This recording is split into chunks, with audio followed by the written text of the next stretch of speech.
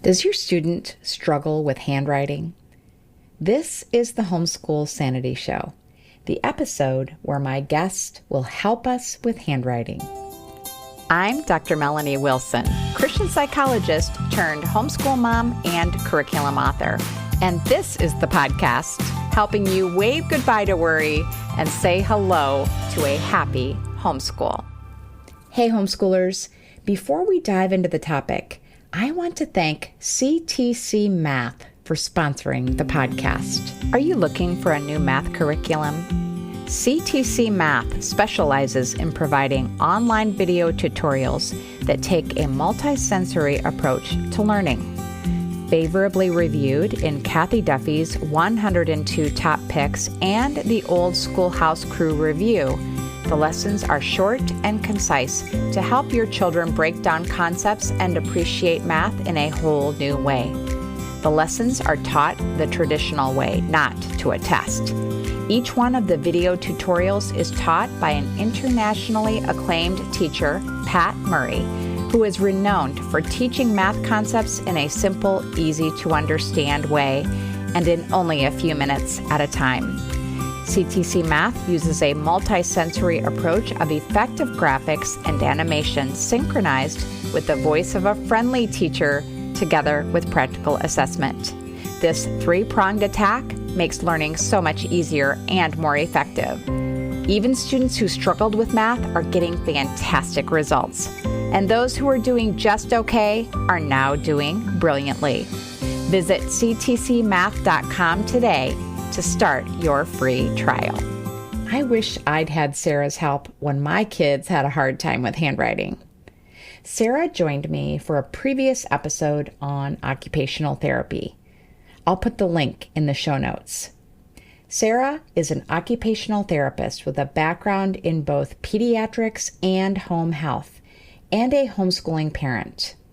Sarah was first introduced to homeschooling in 2016 while working as an OT in a client's home. She was amazed at the learning atmosphere and opportunities within the home.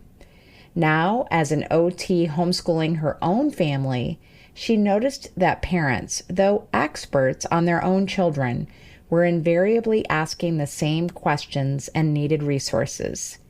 As a result, Collins Academy Therapy Services was established with the dual purpose of educating parents on how to create homeschools specifically designed for students' needs and training occupational therapists to best serve the homeschool community, together guiding children towards their specific purpose in life. You can play our interview for your kids and see how many different sounds besides our voices they can recognize. It became comical, but I don't think it was too distracting. Sarah, thanks so much for joining me here on the Homeschool Sanity Show again. Can you fill us in on what has been happening with you since we last spoke? Absolutely. And thank you for having me again. I really enjoy this. Public speaking and just kind of getting the word out is one of my very, very, very favorite things. I love occupational therapy and homeschooling. So talking about it together just really makes me kind of a little happier than it should, I think. So since the last time we talked, we are getting ready to start our 6th year homeschooling. So this is our first time doing high school. My daughter's going into 9th grade. So we are doing that. And my youngest is going into, I would say, you know how we don't really know grades, between 1st and 2nd, somewhere on there. So he's really kind of rolling with us now. And then my middle son is starting middle school. So it's kind of a year of big things happening for all of my kids. Well, that is fantastic. I know, it is really fantastic. Professionally, it has been a summer of really great things. I just ran my most recent focus group, which was all on executive functioning, and fantastic. I'm getting ready to start handwriting, so hence part of the reason why we're talking about this. It's a topic I know a lot of people question with their own children, and what even is the need for handwriting. So that's why I'm here. Right. And so since you mentioned that, we can jump right in, but I do want to acknowledge that you are talking to me straight from your real life. And so Yes. we can hear some wind because you're outside.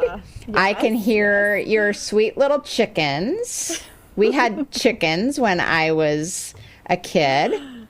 So I'm used to that sound. So some chickens, and we have some piano practice going on in the background, so I'm too. actually outside because I thought it would make it so the piano would not be so abrasive because it is a 6-year-old playing the piano. So it's not like Beethoven playing the piano. It is my 6-year-old. Hence, I came outside, and yes, instead we have wind and chickens and still the piano.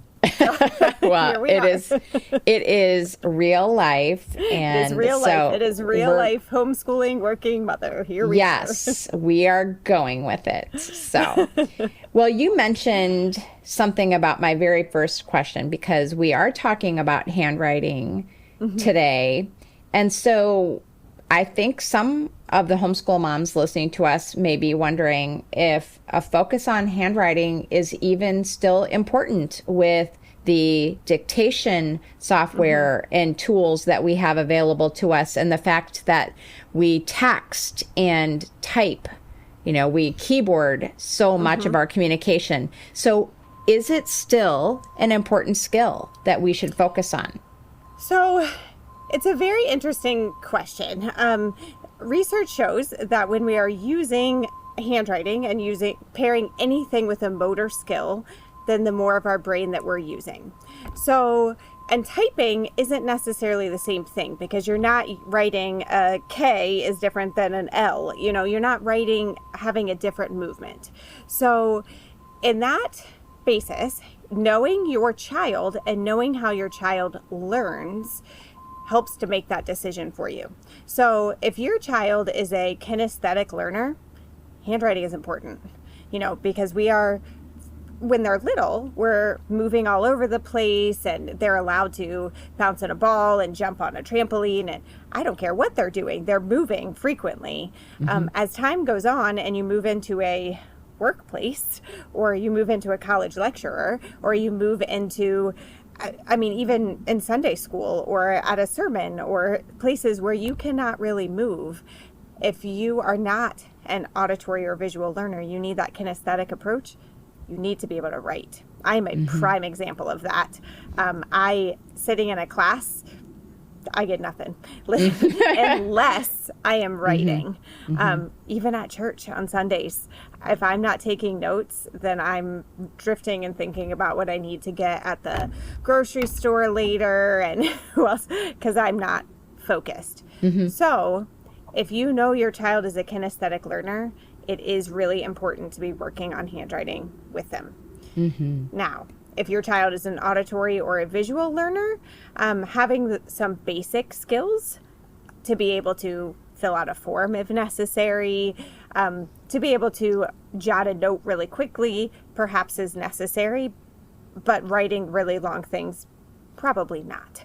So it's really just thinking about your kid in your environment and also kind of what you project, for their future environments. We can't know that for sure, but we could probably know that, they're not going to be writing, long essays or something. We might know that. Actually, who is writing long essays? Right. Handwriting. Not very many people. But you can kind of project somewhat of what their needs are going to be in the future. So it's considerations. Every person and environment are going to be different. And I just wanted to say that surprisingly, there are some college professors who will not allow students to have a computer, a laptop with them, or another tool that would enable them to type notes. So in that case, the students are still having to take handwritten notes. It's been really interesting. I think that pendulum has kind of swung one way, where from what I've heard from a number of friends who are college professors or in that academia, that they had ended up seeing so much, one, cheating, and two, people not paying any attention to what they were doing or saying, that they're kind of saying, get the devices out. We're not doing that. Now, if that is a situation and you know that your child isn't going to be able to handle that, as of now, there are two options I can tell you. Number one would be to work through the vocational rehab, because if we need to be able to make adaptations or accommodations, that's the way that we would go. Most college campuses have a department for that. Documentation, even now, if your kids are young, starting that, kind of having a paper trail to prove that you're not just now they're 18 and you're saying, that's not going to be possible for my child, but really thinking about it, even testing or early age would help with that later on. The other is to look at optional assistive technology. So there's something called the Live Scribe pen that I talk to with a lot of families. And what that is you can kind of scribble. I'm showing you with my hands like you can see me. You can scribble, you can doodle, you can whatever it is that you're making, and it will record what someone is saying at that moment. So then later on you move on to you're talking about, I don't know, Beethoven. We mentioned that earlier, talking about Beethoven. So maybe they're drawing a piano here, and then later on, and you start talking about the instruments that are used in the orchestra. Maybe they doodle a violin or draw a V or something. And so they could remember, have that visual cue to remind them of what the professor was talking about at that point, and then put their pen on it and it would replay. So that is some great technology that is helpful and not disruptive, and most of the time follows those same rules that, the no screen rule. Right. And I have used a Live Scribe pen, and I have recommended it to dyslexic students. Yes. I know. Oh, I love it. It is. Yes. It is a really good thing. One of the focus groups. Now, when I do a focus group, or when I'm mentioning that, we take 1 month and really delve into a topic. And so handwriting is going to be coming up, and we really talk about all of the underlying skills for handwriting. And then we talk about the different types of dysgraphia and what does that mean. We'll talk about different programs. And then our last week, we talk about assistive technology. And I have a person from, she lives in New Hampshire, and she knows all of the up and coming, new assistive technology. And she always talks about the Live Scribe pen. It's so great. Well, fantastic. Well, let's then move on to talking more in depth about those students who struggle with handwriting. Why do they struggle? Yeah, so it's really interesting because there are so many different underlying skills that you need to be able to use, or to do handwriting. To write would be the verb that I'm looking for here, to actually handwrite. I do just want to give a little background. This is near and dear to my heart on two different sides. One, because I'm an occupational therapist. Handwriting has always been kind of one of the things that we are known for, because it is an occupation. Occupation is something that a person needs and wants to do in their life. And so most of the time in schools, that is one occupation, and it's one that a lot of children struggle with. So we spend a lot of time throughout school, OT school, going through it. I also have done some stuff afterwards. And actually, it was at a Handwriting Without Tears workshop that someone first said to me, really, there's a lot of people in the homeschool world that really could benefit from an occupational therapist to ask questions to. So many different sides, from the OT side. Personally, my middle son has visual spatial dysgraphia. He was born prematurely, and he really, he went to public school for a little bit, all of kindergarten, and then we moved, and that's when he came home. And my daughter was third grade at that point, and my youngest son was 1, so he doesn't know any different. And I was working really hard on trying to get my middle son to read, and he could not, for the life of him, follow along. And he said to me one day, he's like, "Mom, how am I supposed to read when the words on the page are moving?" And I was like, buddy, they're not moving. Right. That's not happening. But at that point, we realized that a lot of his struggle came actually with his eyes, and his eyes not converging, so coming together to follow something, and visual scanning really, so to move from left to right across a page, really difficult for him. His eye muscles were just not developed. Then because of that, so because his muscles were weak, he also really struggled with sensory processing. Seeing things from your environment is very confusing when you're not perceiving them correctly or what is really happening. So there's also a big link between your eyes and your auditory system, your vestibular system. They're all very closely related. So at that point, we were having a hard time with him being able to regulate his body and to even be able to sit for a certain period of time to practice to read and write. And I am not big on, you don't have to sit to learn, but when you are trying to write something, you need to be stable with your body, right? Right. We could get into that later. There's lots of different ways to do it, but because of his eyes, he had a harder time learning to write as well. So that's the visual spatial dysgraphia. It's different than fine motor skills or core strength or anything like that. It's different than, a motor dysgraphia, but that is where it came from. So I have a love for it on the OT side and very personal dealing with it within my own home as well. So both the homeschool and the occupational therapy side. So with that said, I kind of mentioned a little bit about there are several different things that can cause a problem with writing. So we just talked a little bit about the eyes, and that's the visual spatial dysgraphia. It can be a strength and coordination, so more of a motor dysgraphia coordination. Believe it or not, anytime that I see something on Facebook about someone asking about handwriting or Instagram, social media at all, people are always like, play with putty, do things with your fingers. That is true. But in the OT world, we say core stability brings distal mobility. And what that means is basically we need to have enough strength in our core and our shoulders to be able to hold them straight, and then allow eventually, even through the arms and through the wrist, then we'll finally allow that wrist to move, to have that mobility that you need to write.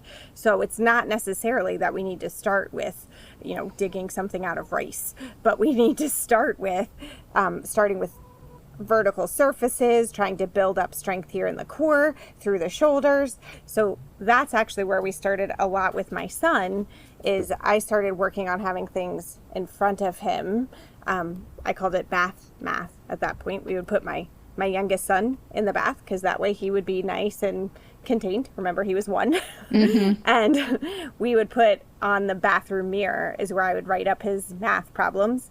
So they're right in front of his face. And we started writing numbers that way. So it helped with his coordination with his eyes and his hands. Also gave that stability through his core and his shoulders because he was writing upright at a vertical surface. So we've talked about visual. We've talked about some strength.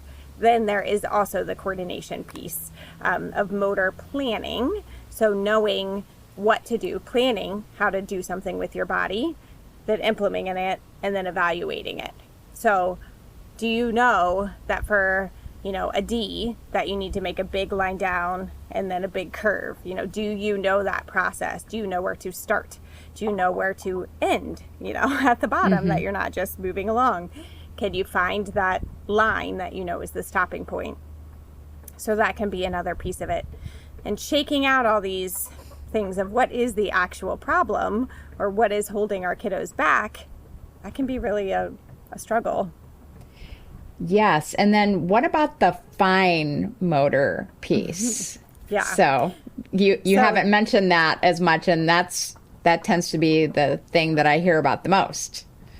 Yeah, you hear about it the most, but that doesn't mean that it's the biggest issue. So I actually, most of the time, it has to do more with the the core and the shoulder strength so that you can have that distal mobility. But yes, there obviously we need to be able to move our hands. So if you guys as listeners, or if you're watching, I don't have a pen with me, but there are a few things that you can think of just with your hands that can help. One being, if you take a pen, I'm just going to use my finger to show, but like if you can take a pencil and move your hand up and down it without dropping it, that's one of those motor skills that you need. To be able to take from your palm, your fingertips, and move something into your palm and then back out to your fingertips, that's another thing.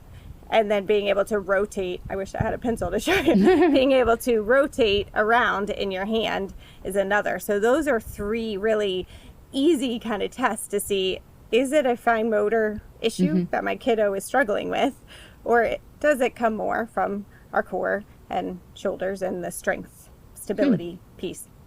Very interesting. Now, I'm just going to interject because I had 5 boys and 1 girl, and my 5 boys, unlike one of my friend's sons who had incredible handwriting, it was handwriting like you saw on the Declaration of Independence kind of handwriting. Like chicken scratch? No, beautiful. Oh, beautiful. Okay. Beautiful and precise. Wow. That was not my son's experience at all, but it seemed to be correlated with their inability to do buttons. For example, they were not able to completely independently dress themselves until they were about 5, where my daughter was dressing and undressing at 1. So is there something to that there tends to be at least a range of ability with the fine motor skills between boys and girls?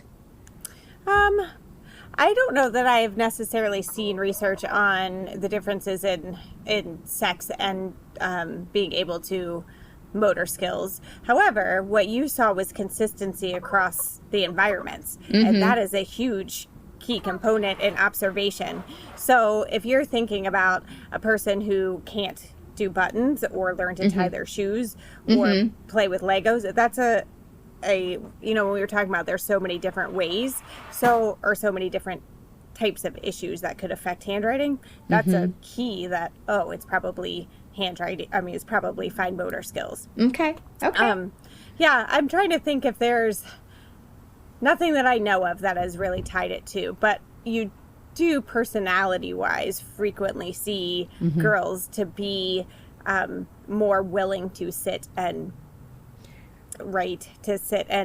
have that desire to do some of these precision things, but it is not that I know of that I've seen in the literature. Okay.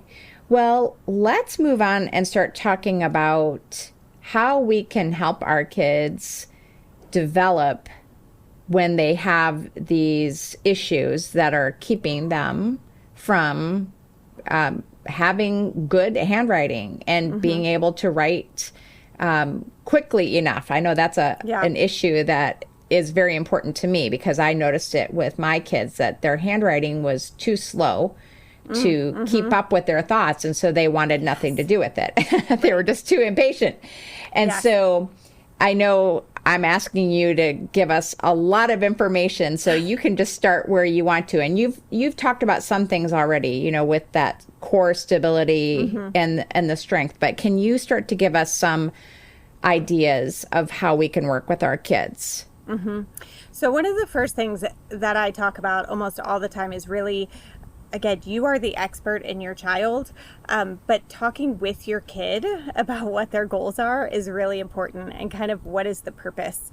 And the term for this, it really helps to build what we call metacognition, which is an executive functioning skill. It's almost that self-awareness, because your self-awareness can breed for self-advocacy. So if you've got a kiddo that you're like, listen, I know that you are a learner that is going to need to write. You can say that. You can say what the purpose of this is. Say, okay, so we're going to try to find all these other different ways to help to build these skills that you need for handwriting, and talking through that. For my son, we started really focusing in on his core strength. Like I said before, he loves hockey and he really wanted to play hockey. So that helped us to get him to work on his eyes. We ended up in vision therapy, and then we bought all kinds of, it's called the Super Deker. It's a small little fake ice thing, and he can track the light on there and hit his puck back and forth with a stick. And now he's a hockey player now, I think, because of these things. So we really, because of that conversation, I could say, you're having a hard time with your vision, you're having a hard time with reading, and you're having a hard time with writing, and this also carries over into the other parts of your life. So let's figure out, what are the fun ways to address this? So in the OT world, we call that occupation as a means. So it's really using something that is fun for them to address the skills they need. So if we think back to, back up a little bit and talk about, first we have to figure out what is the main issue. And a lot of times that does take some testing from an OT. Also could be looking at where else does this carry over into your day? Like when you said for your kids, they were having a hard time with buttons. All right, so it's probably a fine motor thing. We need to focus a lot on that. Or it might be coming from their core. We need to focus a lot on that. Let's go for hikes and climb and pull on trees and, build up our core strength and our arm strength in that manner. So one was talking to our children about it and seeing, two is observing and seeing where else does this happen within their lives, or where else is this affecting the things that they need to do? And then we can come up. So kind of a general term or a general piece of advice for the majority of kids is to write on a vertical surface for a while, to really put something where they can see well.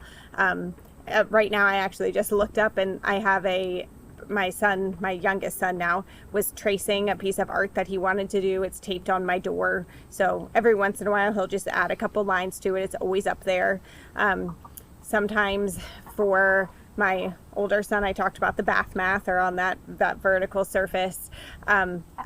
Being outdoors as much as we can, because that encourages them to jump and climb, and that's going to build those core strength. For motor planning, we talked about that issue a little bit. If you think that's kind of the struggle for your child, really using or talking through activity during the day. So, all right, we're going to make cookies today. What do we need to do first, second, third? So that's sequencing. Same thing as start with a big line, then a big curve. Sequencing. Try to figure out, do they know when to start and stop something? So that's stirring of the batter. Is it sloshing out? Is it not sloshing out? Is it staying in the bowl? That kind of helps us to know, are you able to control those motor movements? Are you using the adequate amount of pressure? So it's not coming out all. If it does slosh out of the bowl, do you stop right away? Do you notice that and respond? So those are the questions that you can think through when you are looking across their different activities. Okay. And then would you recommend, if I'm telling my son, okay, I want you to spell out bed, B, should I stop and say, now, how do you make a B, to test to see whether he has the sequence? I know that's a different skill, though, right? To be able to verbalize what you're going to do. Yeah, so that is a definite different skill. To be able to talk through what my sequence of something is versus just doing it. So I would say start with an observation so that we're testing the actual skill of handwriting rather than testing whether they can verbalize their motor plan. Okay. So it might be if you say spell out bed, B-E-D, and you say bed, B, and then you wait to see if he, how they write the B. If they're not writing the B, big line down, little curve, and you hear me, I'm using a lot of handwriting without tears language, because having a consistent language can also make a huge difference for kiddos. Right. And I happen to really love it for that. I also, there's cursive programs that I talk about a lot that can be very helpful too. Because with cursive, when you're writing, you don't have to do as much start and stop. So if that sequencing is a problem for your child, starting with cursive actually can be really helpful, because you just move straight through a word rather than, okay, B, I have to start at the top, big line down, then my little curve. Now an E, I have to move over and I'm going to start in a different spot, and then a D, now I'm going to start in the middle and then come down. You know, you just kind of roll right through it. So it can be really very helpful for kids. Okay. All right. Well, I know you have been mentioning that you have these focus groups. Can you tell us more about that and how my listeners who have kids who are struggling with handwriting can benefit from working with you? Absolutely. So Homeschool OT is where you find me on Instagram, and on my website is www.homeschoolot.com. And on my website kind of talks about some of the different focus groups that I have. I run 3 during the year. One is handwriting, one is executive functioning, and one is the sensory balanced homeschool. So it's all about sensory processing. And during those groups, we spend a whole month, I kind of mentioned that a little bit, but we spend a whole month talking through everything that would go along with that topic. It breaks it down into smaller tidbits so that it's digestible. And you start with understanding like the underlying issues. And then we move on to, okay, so what other curriculums or what other products or what other things in the homeschool world could we use to address this? And then we look at, all right, specifically what could work for my kid. And I have a plan, kind of written out so that everybody can really go through with their own thing. Now, again, it's different with everybody's, with your person and with your environment and what the occupation is that they need to be able to do. So it really helps to guide the thinking through that. And you're doing it with other people throughout the month. So other homeschool families as well. And I think that's one of the best parts, is that we're doing it with other people and learning. I can I feel like people learn a lot from me, but I also learn a lot from them. Sure. So and then we can carry it on. And I love, love, love that piece of it. So the next ones, I'm doing handwriting next. That'll run the month of September. And then I will be running again, sensory balanced will be in November. And then we'll do executive functioning again in January. We just go kind of on that cycle. All right. Well, fantastic. Sarah, I mean, this sounds like a wonderful opportunity for homeschooling families. I know many times homeschoolers are a little reticent to seek out professional services because they don't know what the professional's attitude toward homeschooling is going to be. I know. And yeah, I know you know. And I mean, and it's honestly, it's an understandable concern. It absolutely is understandable. It is. And so it is just a blessing that you are available to work with families without any judgment of the fact that they're homeschooling. You know very well all the benefits of homeschooling. Absolutely. I'm in it. I've lived this, That's in right. this world too.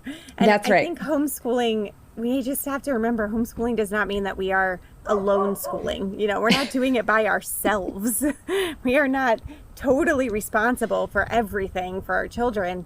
But what we do get to do is build our own teams. And so being able to look for, okay, I think I need an occupational therapist to help with this, or I need another homeschool mom who understands this, okay, or I need to listen to or search out, different opportunities for classes online or whatever it is. You get to build your team because you are the expert. It's a mind switch, and I love it. Absolutely. Could not agree more.